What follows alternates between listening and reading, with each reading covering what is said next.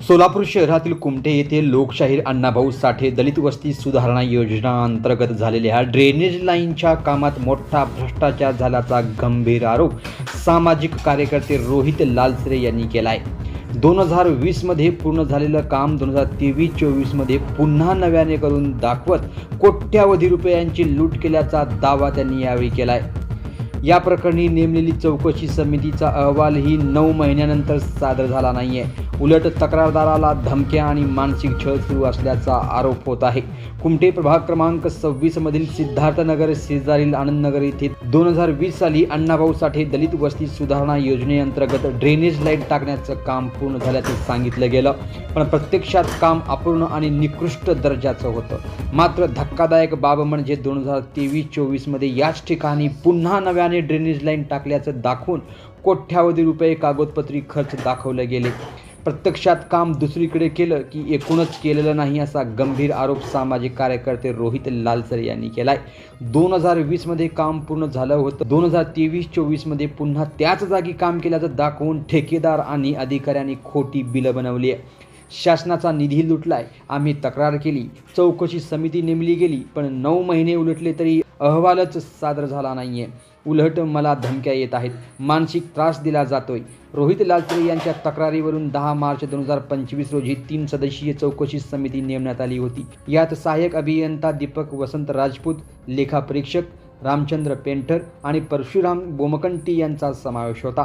समितीला 15 दिवसात अहवाल देण्याचे आदेश देण्यात आले होते, पण आज तागायत अहवाल आला नाहीये, कारवाई झाली नाहीये.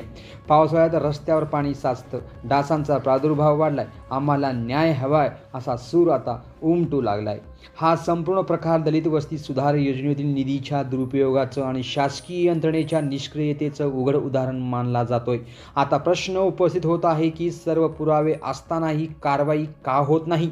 आयुक्त या प्रकरणी लक्ष घालणार का? आणि तक्रारदार रोहित लालसरे व रहिवाशांना न्याय कधी मिळणार हे पाहणं आता महत्त्वाचं ठरणार आहे. अधिक अपडेटसाठी आमच्या चॅनलला सबस्क्राईब करा आणि बेल आयकॉन दाबायला विसरू नका. पुन्हा भेटूया नवी बातमीपत्रांसह. जय भीम. मी वंचित बहुजन आघाडीच्या सहउपाध्यक्ष रोहित लालसरे.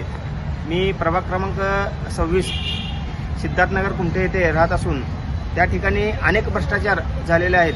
कारण तिथे महापालिकेचं लास्टचं टोक असल्यामुळं तिथे दुर्लक्षित भाग असल्याने तिथे भ्रष्टाचार करायला वाव भेटतो भ्रष्टाचारी लोकांना. त्याचंच एक उदाहरण म्हणून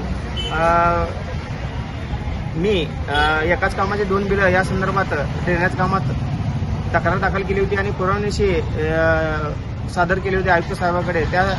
त्या संदर्भात आयुक्त साहेबांनी समिती गठीत केली होती सप्टेंबर महिन्यात.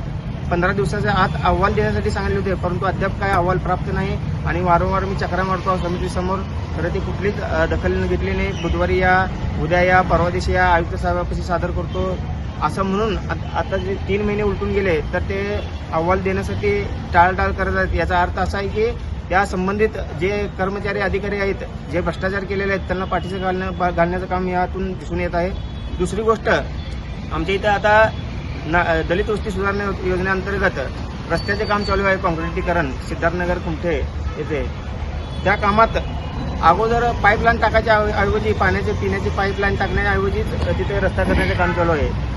असं असताना या अगोदर आमच्या इथं 2022 30/5/2022 रोजी रवी बनसोडे या आमचा नागरिक आणि युवक वारलेला आहे. त्या वारलेल्या युवकाच्या संदर्भात आम्ही मोर्चे काढले, आंदोलन केले आणि पियुष शंकर साहेबांनी संबंधित अधिकारी आणि जीई यांना त्या 2 अधिकाऱ्यांना बडतर्फ करून त्यांच्यावर कारवाई केली होती. परंतु अद्यापपर्यंत आम्हाला फक्त तोंडीच आश्वासन दिले की पाण्याची पाईपलाईन टाकतो म्हणून, परंतु पाण्याची पाईपलाईन टाकली गेलेली नाही आणि आम्ही पाण्यापासून आजपर्यंत वंचितच आहोत. इतर ठिकाणी पाण्याची व्यवस्था व्यवस्थित आणि मोठ्या दाबाने पाणी येतो, परंतु फक्त सिद्धार्थनगर कुमठे या ठिकाणी कमी दाबाने पाणी येत असल्यामुळे आमच्या नागरिकांचा जीव धोक्यात जातो, जीव धोक्यात घालावा लागतो, आम्हाला आमचा जीव गमावावा लागतो. दुसरी गोष्ट, तिथं आम्ही हातावरची पोटं आहेत आमच्या आणि तिथे गोरगरीब लोक राहतात, ते काम बुडवून तिथे पाणी भरावं लागतं. याची दखल आयुक्त साहेबांनी घ्यावी. आणि आता जे रस्ता चालू आहे ते रस्त्याचे जे ठेकेदार आहेत ते ठेकेदार कोण आहेत हे जी काम बघते त्या ठिकाणी त्या भांडेकरला त्यांनाही माहित नाही की कोण ठेकेदार आहे. मग जर असं जर काम भोंगळ कारभार चालू असेल महापालिकेच्या अंडरखाली तर हे साफ चुकीचं आहे आणि वंचित बहुजन आघाडी या भ्रष्टाचाराला उघडकीस आणून त्यांच्या मुस्कट्या दाबल्याशिवाय गप्प बसणार नाही.